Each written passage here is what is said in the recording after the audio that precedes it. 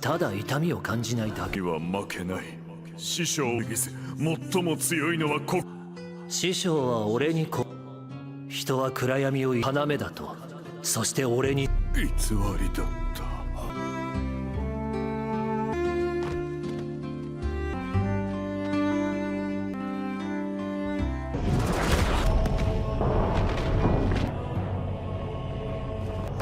動きがいくら早くと結界は破れる。 Halo semuanya, selamat datang di Ruang Film. Bagaimana kabar kalian semua? Semoga selalu sehat dan baik-baik saja. Sesuai jadwal, jadi pada hari ini kita akan kembali melanjutkan series Donghua Killer 7 Season 4 Episode 1-3. Sedikit sinopsis, musim keempat dari Killer 7 ini akan melanjutkan cerita sebelumnya, yang mana untuk melindungi penduduk Pulau Ayam dan kehidupan damai di sana, Seven dan temannya Dabo dan Xiaofei memulai perjalanan ke kerajaan Xuanwu untuk mencari tahu kebenaran tentang identitasnya dan cara menyelamatkan pulau itu. Apa yang menunggu mereka adalah lebih banyak hal yang tidak diketahui dan petualangan. Scene dimulai di negeri Xuanwu, terlihat 13 yang menyayat wajah Blackbird dengan bantuan dari pedang 1000 iblis milik Seven. Meskipun begitu, sayatan dari pedang 1000 iblis masih belum mampu menghentikan Blackbird. Ia dan cepat mencekik leher 13 dan mencoba memanfaatkan 13 untuk melawan Seven.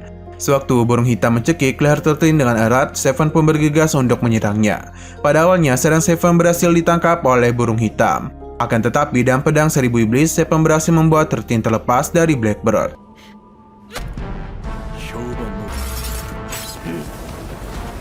Setelah itu, Blackbird langsung menggunakan serangannya dari dalam tubuhnya hingga menarik rambut Seven dan menyiksanya. Tak tinggal lima saja, Seven pun segera menggunakan pedangnya untuk membuat burung hitam melepaskannya. Selepas Blackbird melepaskan Seven, dia pun mulai terjatuh dari ketinggian dan Blackbird pun mencoba memanfaatkan kesempatan itu untuk menyerang Seven dan kekuatan dari dalam tubuhnya. Belum sempat melakukannya, Seven dan cepat menggunakan serpihan dari 1000 pedang iblisnya dan memasukkan serpihan pedang iblis itu ke tubuh Blackbird lalu memaksanya keluar secara liar. Walaupun berhasil melukai Blackbird, tapi serangan Seven kali ini masih belum mampu untuk menumbangkannya. Usut punya usut, Blackbird ternyata memiliki sebuah kemampuan yang membuat dirinya tak dapat merasakan sebuah kesakitan. Dan kemampuan itu tak akan ada lagi yang dapat menghabisinya. Oleh karena itu, Blackbird tak akan bisa dihabisi dan serangan apapun tak akan bisa menyakitinya. Lantas, Blackbird pun dengan cepat mendekati Seven. Lalu dengan keras ia menghempaskan tubuh Seven ke tanah. Tak tinggal diam saja, Seven pun mencoba untuk memberikan balasan. Sehingga terjadilah pertarungan yang begitu sengit. Di tengah-tengah pertarungannya, Seven sempat menusuk tubuh Blackbird. Namun sayangnya, serangan Seven sama sekali tak mempan dan justru membuat Blackbird dan mudah melukai Seven. Setelah terkena serangan dari burung hitam, Seven pun bergegas untuk membuat jarak sambil menyusun rencana. Tanpa berlama-lama lagi, Seven kemudian memberikan gerakan yang sangat cepat dan mencoba memanfaatkan sinar dari langit.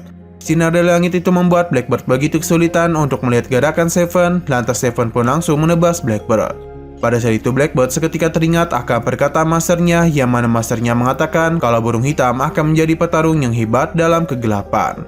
Burung hitam ditugaskan oleh masternya untuk pertarungan dalam kegelapan dan tujuan untuk memperkuat sekte burung terbang. Sang master mengatakan kalau burung hitam akan menjadi seorang pahlawan dalam kegelapan bagi sekte burung terbang.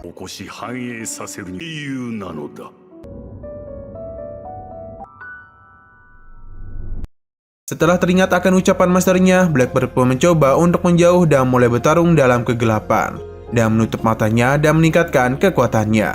Pada saat itu, nampak Blackbird seolah-olah berevolusi menjadi bentuk iblis yang begitu kelam dan gelap. Belum sempat dia menyerang, Seven dan sangat cepat langsung menyerang Blackbird hingga pada akhirnya berhasil menusuknya. Saat terkena tusukan dari Seven, seketika burung hitam menjadi sangat terkejut dan mulai teringat akan memorinya. Dan pasukannya dihabisi oleh burung putih. Burung putih memberitahu sekte burung terbang juga telah menjadi salah satu dari 6 sekte terkuat yang ada di negeri Xuanwu. Oleh karena itu, burung putih sengaja membantai pasukan burung hitam karena burung putih tak ingin reputasi sekte burung terbang dirusak oleh pasukan burung hitam yang sering ceroboh dalam bertugas. Burung hitam pun mencoba membela dirinya dan mengatakan kalau pasukannya lah yang membuka jalan untuk ketenaran dan kesuksesan burung putih. Setelah teringat akan pembantaian itu, burung hitam dan penuh emosi mencoba menangkap kedua tangan Seven dan menyerangnya tepat ke arah kepalanya. Akan tetapi sayangnya belum sempat mengenai kepala Seven, secara tiba-tiba kekuatan burung hitam mulai menghilang begitu saja. Burung hitam kemudian mulai kehilangan sayapnya dan perlahan terjatuh dengan hembusan napas terakhirnya. 師匠は俺に偽りだった。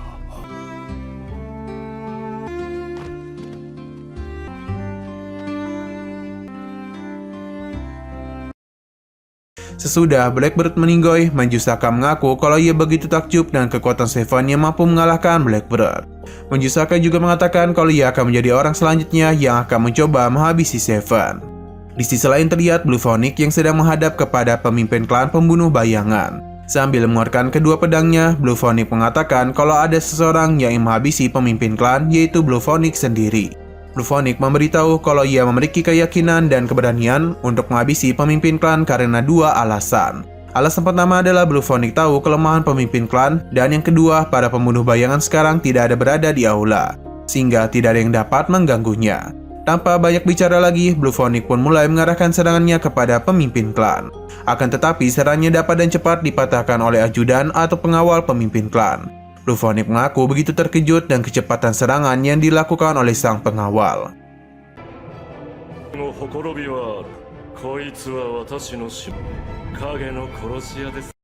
Setelah itu, sang pengawal dan sangat cepat mulai menyerang Blue Phoenix sehingga terjadilah pertarungan dan tempo yang sangat cepat dan juga sengit. Merasa serangannya selalu tak berhasil melukai Blue Phoenix, sang pengawal pun mencoba membuat gerakan yang sangat cepat dan memberikan serangan kejutan.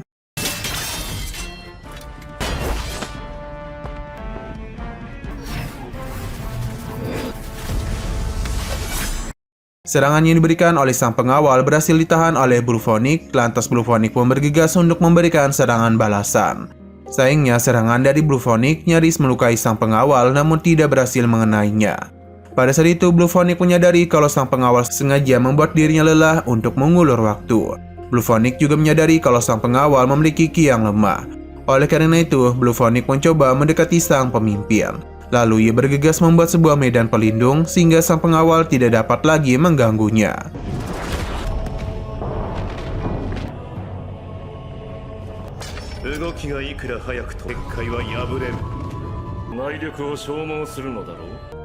Saat berhadapan dengan sang pemimpin, ia mengetahui sang pemimpinlah yang dulu menghabisi keluarga kerajaan di negeri Xinyuan. Setelah menghabisi keluarga kerajaan, sang pemimpin secara tak sengaja bertemu dengan seorang ahli pedang yang membuat satu tangannya terputus.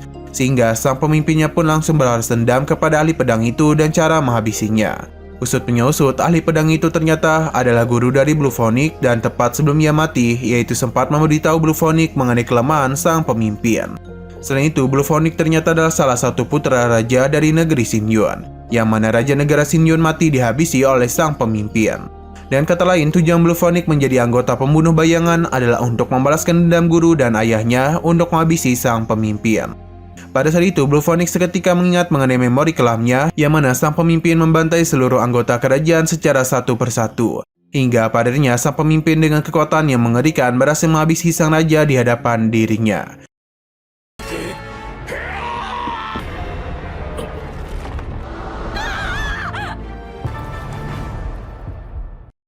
Bahkan ibunya itu harus mati di hadapan Blue Phoenix karena melindungi dirinya dari tebasan pengawal sang pemimpin.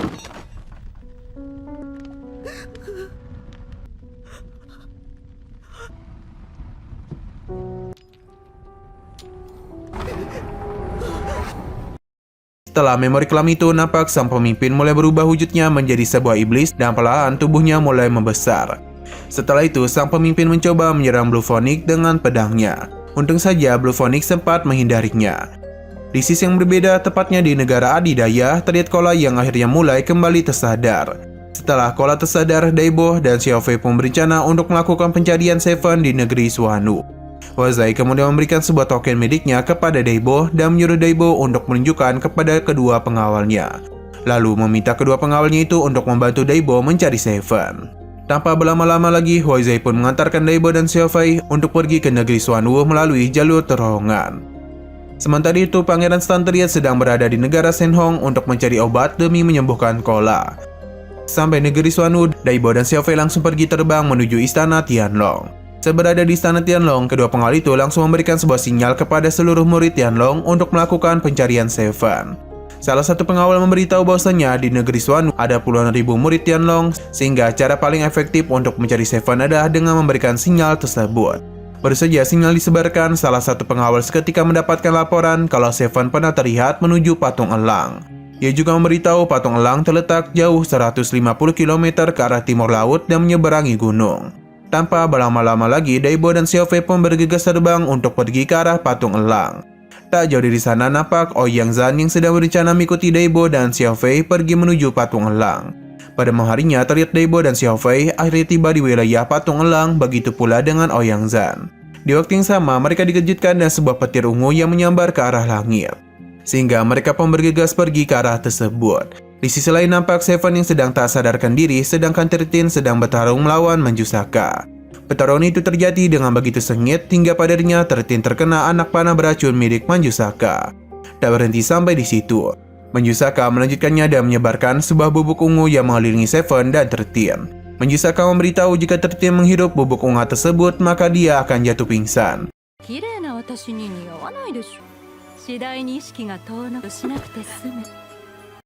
Belum sempat membuat 13 pingsan, secara tiba-tiba muncullah Xiaofei yang menghilangkan serbuk bunga ungu itu. Tak hanya Xiaofei saja, Daibo juga muncul dalam mode obat kuat DX-nya. Ia pun dengan cepat menyerang Manjusaka. Meskipun serangan Daibo tak berhasil melukai Manjusaka, namun serangannya sempat merobek sedikit pakaian Manjusaka. Daibo kemudian menyuruh Xiaofei untuk segera membawa Seven pergi. Begitu pula dengan 13. Setelah mereka bertiga pergi, nampak Manjusaka menjadi begitu emosi karena melihat pakaiannya yang robek gara-gara Daibo.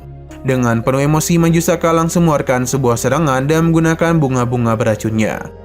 Di waktu yang sama, Daibo berencana untuk melarikan diri dengan merubah dirinya menjadi salah satu bunga beracun tersebut.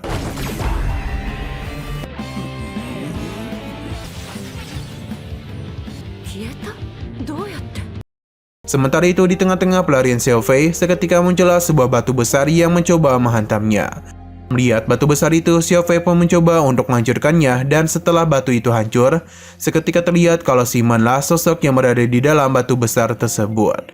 Setelah itu, Simon langsung menggunakan pukulannya untuk menyerang Xiaofei dengan begitu keras. Pada awalnya, pukulan dari Simon berhasil ditahan oleh Xiaofei. Namun pada pukulan keduanya, Xiaofei tak mampu lagi untuk menahannya. Sehingga Xiaofei pun pada akhirnya jatuh pingsan. Setelah mengalahkan Xiaofei, Simon mulai mendekati Seven dan berniat untuk menghabisinya. Akan tetapi niatan Simon dan cepat digagalkan oleh Ouyang Zhan.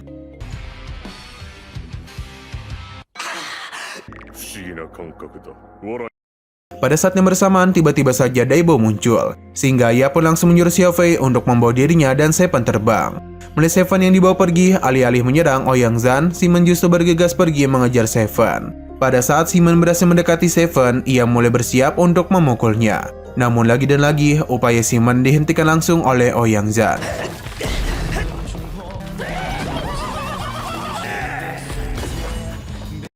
Dengan jurus jempol naga terbangnya, Ouyang Zhan berhasil menyelamatkan Seven dan membuat Simon jatuh ke tanah. Sementara itu, di sisi lain terlihat Manjusaka yang berhasil menangkap 13 dan membuatnya jatuh pingsan. Pada saat itu, Manjusaka sebenarnya ingin menghabisi 13. Akan tetapi ia mendapatkan sebuah perintah baru untuk menangkap 13 dan tidak menghabisinya. Nah, sayang sekali episode pada hari ini harus bersambung dulu. Oke, sekian dulu pada video kali ini. Untuk video selanjutnya akan segera hadir. Jadi bagi kalian yang mengikuti series ini, langsung saja klik subscribe dan aktifkan loncengnya. Terima kasih yang sudah menonton video sampai habis. Jika kalian suka pada video ini, klik like dan share ke teman-teman kalian. Terima kasih yang sudah menonton video ini sampai habis. Jika kalian suka pada video ini, klik like dan share ke teman-teman kalian tentang channel ini. Dan ditunggu aja kelanjutannya. Oke, sampai jumpa di video selanjutnya.